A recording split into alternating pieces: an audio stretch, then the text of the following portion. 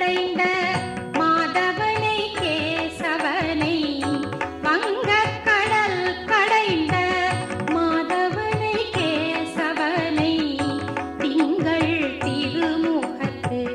சேயிழையார் சென்றிறைஞ்சி அங்க பறை கொண்ட வாற்றை அணிபுதுவை பைங்கமல தன் தெரியல் பட்டர் பிரான் போதை சொன்ன சங்க